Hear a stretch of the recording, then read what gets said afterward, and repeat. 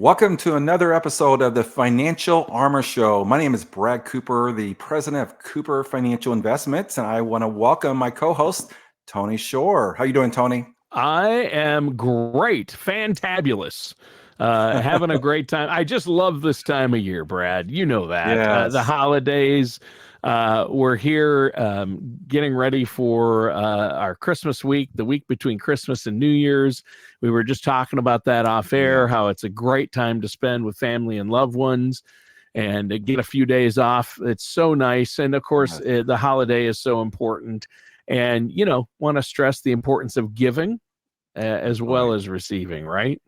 Amen, Tony. I Yeah. agree. My favorite time of the year also, just a time of just giving, spending time with friends and family, and just really for me, and I know I'm speaking for you as well, it's just reflecting on what's important in life. Yeah. And and how quickly time goes by. Isn't it amazing that we're already talking Christmas and going into the new year of 2024? Unbelievable how fast this year has gone. Oh, it flew by. And, like they say, the older you get, the faster time goes. And it's true. This year was like a blink for me Yeah. anyway. And Brad, I know that you wanted to talk about women's retirement planning needs and how that's unique today. But before we get into that, we're ending 2023 on a pretty strong note as far as the markets are concerned, aren't we? Absolutely. The markets are looking good, and we're forecasting a good year end in the markets. Now, going into 2024, the first quarter, second quarter, maybe a little bit of volatility, ups and downs. Of course, next year we have a major presidential election year, which could be a positive influence, could be a negative on the markets. Time will tell that. So, yes, markets are good. And one of the reasons, Tony, I chose the topic of what we're talking about today, that comes close to heart. Women's retirement planning needs, because unfortunately, it's not the same. And the goals and the objectives and the risk tolerance of men versus women is different. Unfortunately, Tony, in the last 4 years or so, we have lost to death about 24 of our clients slash Oh, friends, which is sad.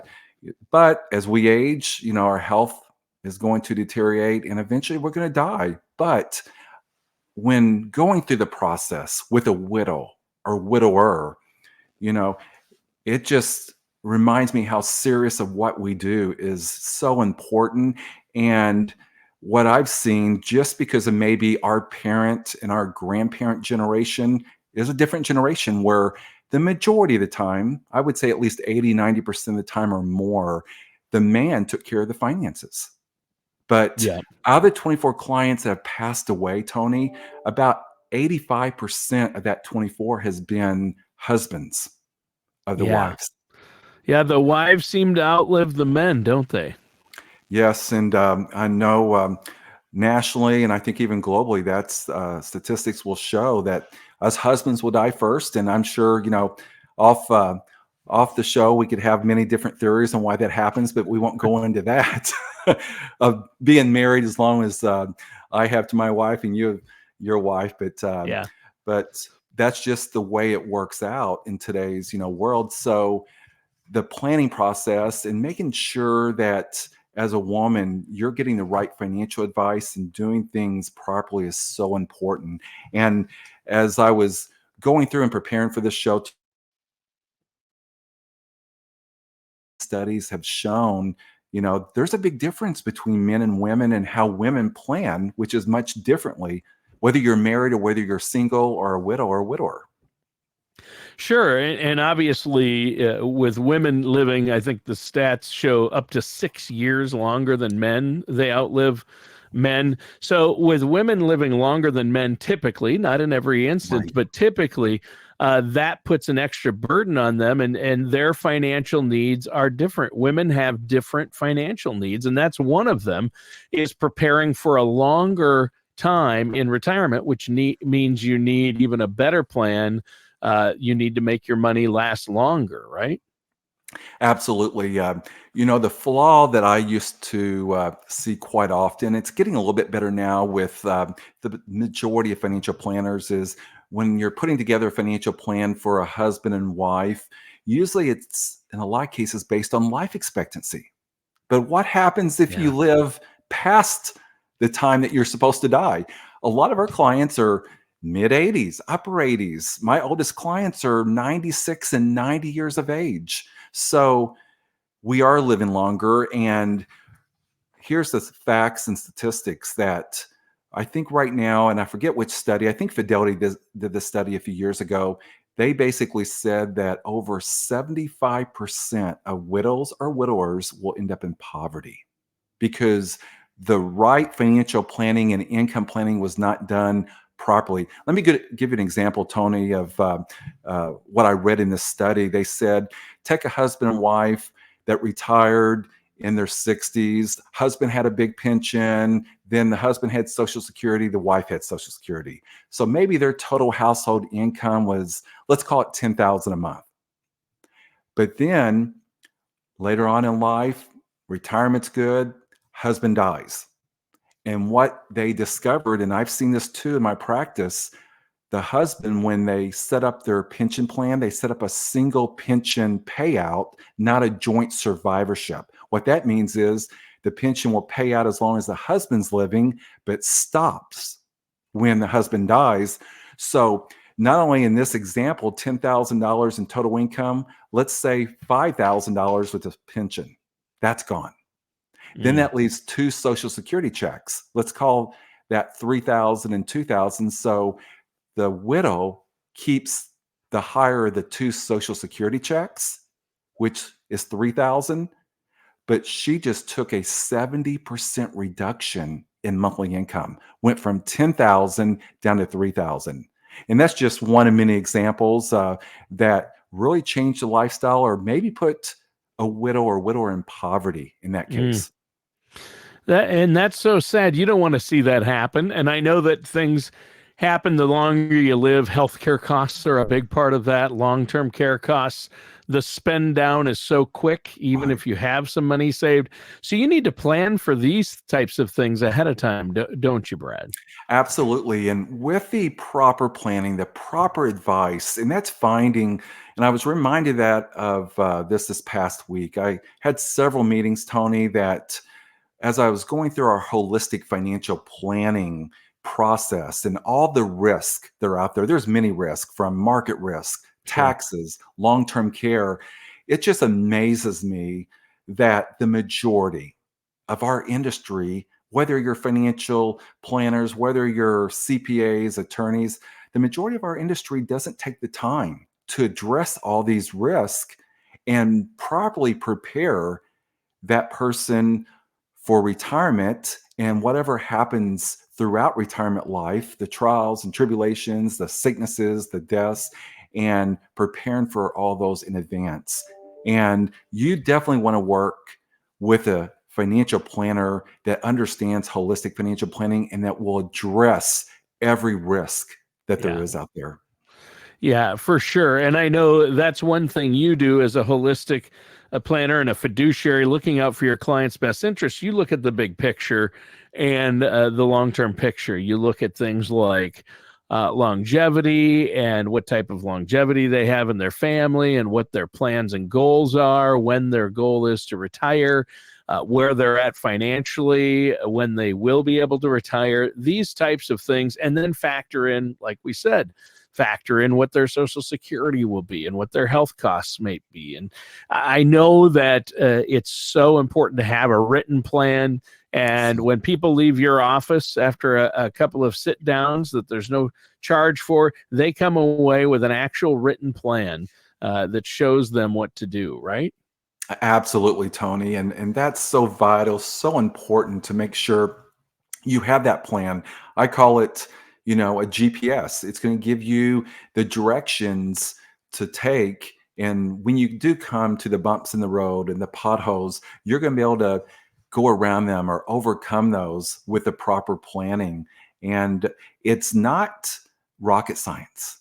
It's common sense money principles, Yeah. which is not being taught really that often that I'm aware of in our society today, which is unfortunate. And Another sad statistic, I think this came from morganstanley.com, Tony. Women have less money for retirement because of the wage gap and because they are more likely to take career breaks. And I see that with my own family, with my wife, my mom, my mother-in-law, and just that generation, our parent and grandparent generation, where maybe there's a lot of homemakers, which right there is priceless. And that, in my Well, yeah. opinion, Yeah. but when you go years without making money, paying that into Social Security, and then I still believe there's discrimination in today's world with men and women as far as their salaries and Sure. not being paid equally in some industries. It So still happens. it's still and it's another area that women have to try to overcome to play catch up, when they do get closer to retirement. Yeah. Well, and you make a great point because women typically, and now we're not trying to stereotype, but women typically do take time off, obviously, to have a family. If they have children, they take time off to have the children. And then a lot of women, even today, career women take time off or pause their careers to raise their children.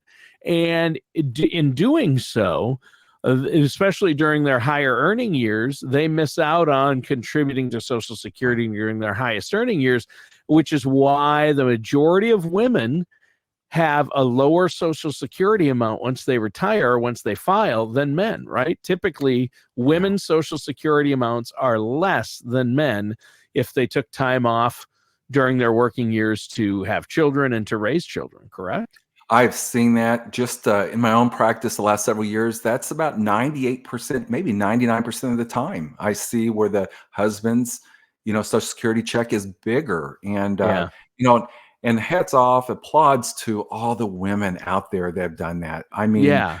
I know just reflecting back, my girls are in their 20s now and out of the house. However, what a sacrifice it was for several years for my wife and I to do that.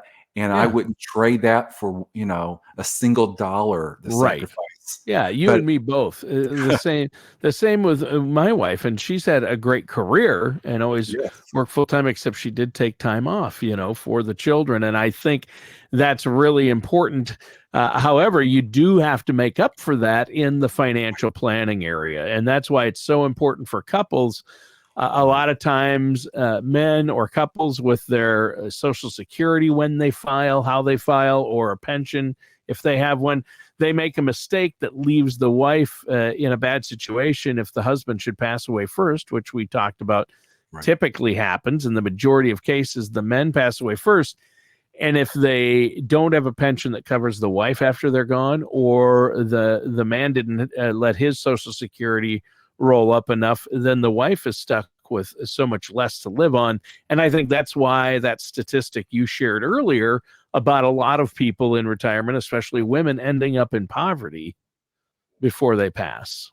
Absolutely, and that's what we take so serious in the planning process because we don't know what life is going to offer, Right. and whether the husband dies first, the wife dies first, but we want to make sure you have a plan that, regardless of what happens in life, you're both going to be taken care of financially, whether you live to age 80 or 110 years of age. You're Right. not going to run out of money. And it's interesting. A study many years ago came up with the top fears, top concerns, Tony, that pre-retirees and retirees have. And number one at the list was protecting your nest egg, not losing half of it because of market loss. But the second was we're living longer, not running out of monthly income before you die. Yeah, running out of money in retirement's got to be the number one fear nowadays, or one of the top fears. And it's like I always say, Brad. The good news is we're living longer. But the That's bad right. news, Bad the news. bad news is we're living longer, right? So Well, true. yeah. Well, hey, before we move on, Brad, let's let our listeners know how they can set up that no charge consultation, no obligation, with you and your team there at Cooper Financial. All they have to do is call in, say they heard about it on the radio, and set that up. And again, there's no cost or obligation to that initial consultation, correct? Yes, and absolutely, which I would encourage because anytime we meet with a person the first time, basically it's usually over a cup of coffee and just answering questions, providing education and information. And if that's all you want, we shake hands, part ways, that's fine. There's no cost for that. But I would encourage you to become more educated, find out what's out there that you may not know, or maybe what you're not told as well. Right. But you can do that through two different ways, whatever's the most easiest for you. You can go to our website, financialarmorshow.com. Again, that's financialarmorshow.com. You can fill out information, request a consultation from one of our financial professionals, or you can call our office directly at 520-543-8345. Again, that number is 520-543-8345. And we'd love just to sit down and visit with you. And we call that a value based discussion, just to empower you with more knowledge in what's out there that you may not be aware of. Right. Right. And I think that's so, so important. And again, the number 520-543-8345. And if you give them a call, they'll run some reports at no cost, get to know you and talk about where you're at and where you might be headed and some changes you might want to make. Now, Brad, my first question, getting back to our topic, Yes. and that is retirement challenges and financial planning challenges for women that are unique to women. What are some, we've talked about some of the challenges. What are some things that women can do to overcome these? You know, there's an article from annuity.org, steps that women should take. And number one, it's learn more about finances. What I just say, Yeah. knowledge is power. Yeah. And like I've shared many different times on this show, in my previous life, I was not in the financial service business. My degree's not in finance. And I realized real quick, this is not rocket science information. So find an advisor, find a planner that's going to take the time to empower you with knowledge. Another is, for sure, participate in a retirement plan. If you're working, if they have a 401k, contribute to that, especially if they're matching. If they have a 401k Roth, even better. Contribute to that and maximize as much as you can in that plan, because time is the only thing we have to accumulate the wealth we need. And just to give you a little bit of hope, if we have any listeners, Tony, that maybe are in their 40s or 50s and they're, 5, 10, 15 years away or more from retirement, you may be listening feeling discouraged. Well, don't, because here's what I discovered just in the last 10 years with a lot of our clients that are now in their 60s and 70s. The majority accumulated the majority of their wealth in their 50s and 60s. Yeah. And if you want to know why, I mean, this ties into you and I, Tony. In our younger years, we're working hard. We have mortgages, we have children, we have children's expenses and more children's expenses. Then we Right. have college. And then a lot of money is going out in those younger years. And then we hit, close to 50 or in our 50s and say, oh my gosh, wow, I need to catch up. That's why there's catch up provisions with Right. 401ks and IRAs and Roth IRAs, which you can even contribute more if you're over the age of 50. So definitely contribute to a retirement plan and make that a priority. Once you Yeah. get started, it's on autopilot. One of the reasons why they take money out of your check at work or out of your account directly, out of sight, out of mind. Yeah. Yeah. And you got to make planning a priority. And also, another thing that people should probably do, Brad, and you've mentioned this on past shows, is make sure you're communicating and going through the process with your spouse or, your significant other, correct? You're right, Tony. And I was just reminded again twice this past week, as I'm meeting with, couples, and there's two couples who were in their 70s, and the wife unfortunately did not know anything. She just trusted, which, that's more and more common. Her husband has done a wonderful job the last 40, 50 years. They've got plenty of money, but we take it a step further. What's going to happen if the husband dies first? You know, let's get you up to speed. We don't expect you to be an expert in this, but at least understand the basics. Then if something happens, we spend a lot of time, Tony, with widows and even widowers. When they lose a spouse, we sit down with them. Normally, our CPA, our attorneys, and their family members are all together in our office, and we're holding their hands, walking them Yeah. through the process. But there's so many things you can do in advance. Be proactive and prepare and plan because we know it's going to happen. Yes, like we said earlier, Tony, time flies so fast. Yeah. And before you know it, we go from 30 to 80, and we realize what happened to the last 50 years. Yeah, right. Yeah, Unbelievable. it goes by so fast. Now, what are some things we can do now to protect the surviving spouse, whichever spouse lives longer? What can be done, especially if that's the woman? What can be done to protect the surviving spouse?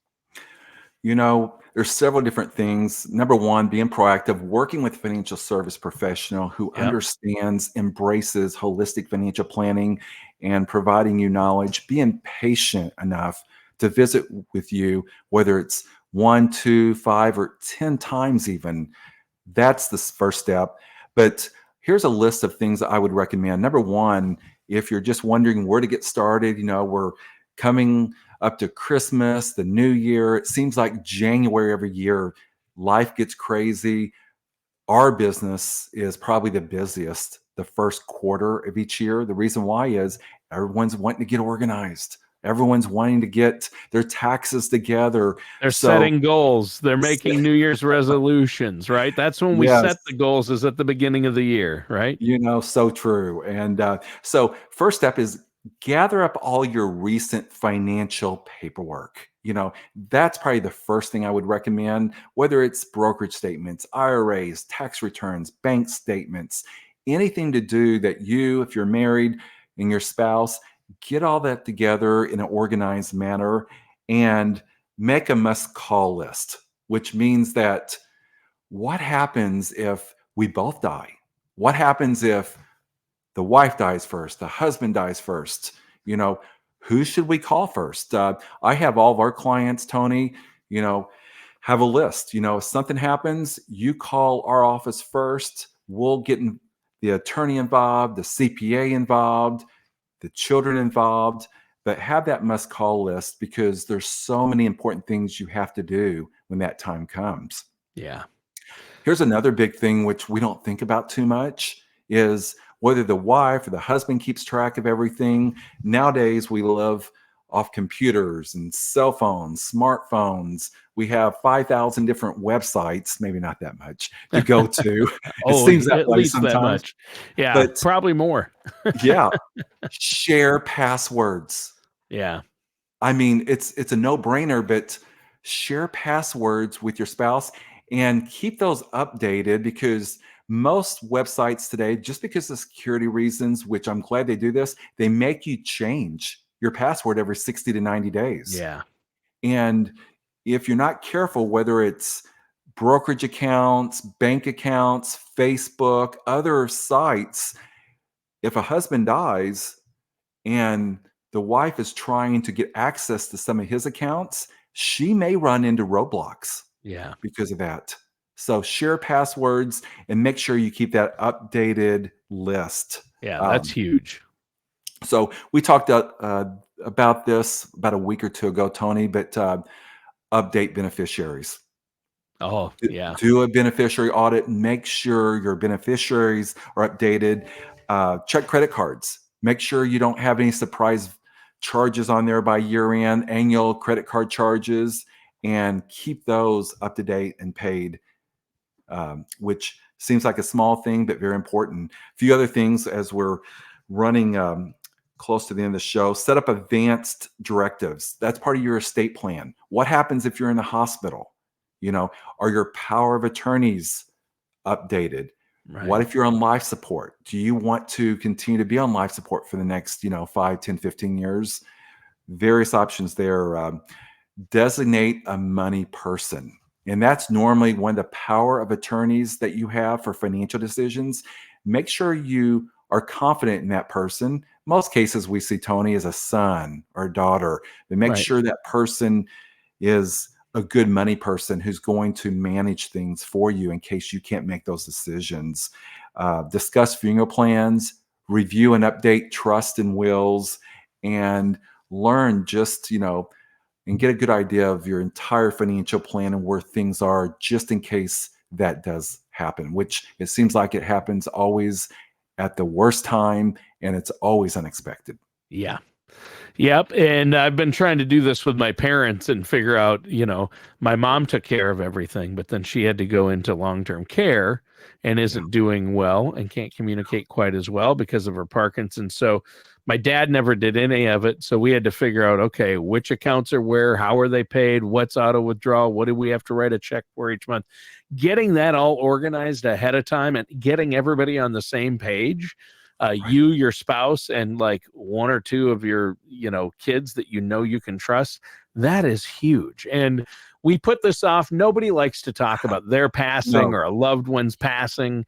That's no fun, but it is one reason that people don't do that. And that's one of the bigger reasons, I think, the subject of our show, the reason you wanted to talk about this, that so many people end up in poverty, and especially women, at the end of their years in retirement because they didn't have these plans. And if you communicate, start now, get it done.